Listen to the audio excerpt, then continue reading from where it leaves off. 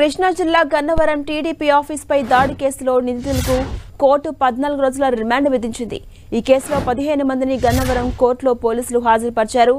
మోల్పూరి ప్రభుకాంత్, నగేష్, డొక్కు వెంకన్నబాబు, నాగరాజు, డ్రైవర్ దుర్గారావు, కరీముల్లా, రెబ్బాని సహా మరో 8 మందికి కోర్టు రిమాండ్ విధించింది. ఈ నిందితులంతా మాజీ ఎమ్మెల్యే వల్లభనేని వంశీ అనుచరులుగా తెలుస్తోంది. 15 మందిని న్యూజివీడు సబ్ జైలుకు తరలించారు పోలీసులు.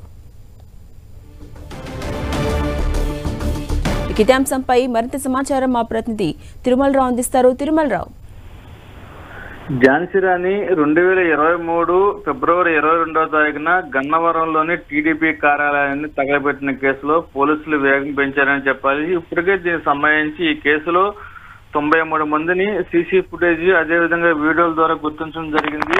వీటిలో 15 మందిని పోలీసులు అదుపులో తీసుకుని తనదాచర్యలు విచారిస్తే ఎవరైతే ఈ కేసులో తనని ఇబ్బంది పడే కారణం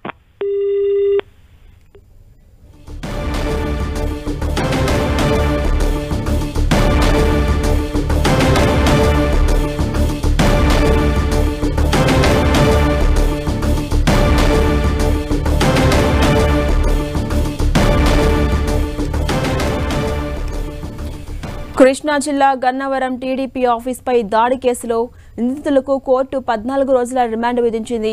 ఈ కేసులో మొత్తం 15 మంది గన్నవరం కోర్టులో పోలీసులు హాజరుపరిచారు.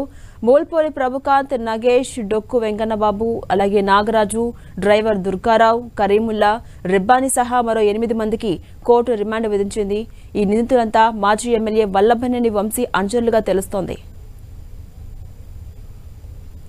ఇక అప్డేట్స్ మా ప్రతినిధి తిరుమలరావు అందిస్తారు. తిరుమలరావు, మొత్తం 15 మందిని న్యూజివీడు సబ్ జైలుకు తరలించారు. అప్డేట్స్ ఏంటి?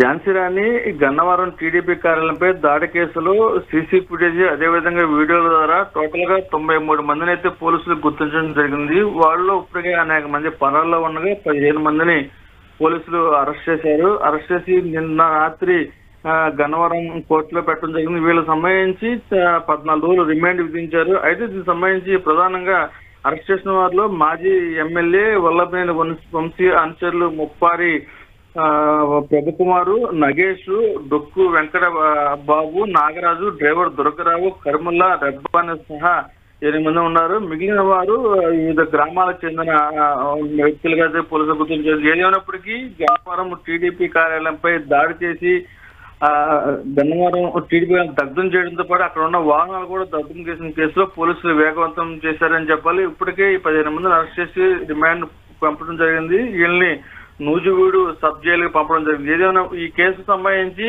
ఇంకా వేగవంతం చేస్తున్నారు. ఇప్పటికే సీసీ ఫుటేజ్ అదేవిధంగా వీడియో క్లిప్పింగ్ల ద్వారా అనేక మందిని అయితే గుర్తించడం జరిగింది. వాళ్ళ కోసం స్పెషల్ టీములు కూడా గాలింపు చర్యలు అయితే చేపట్టాయి.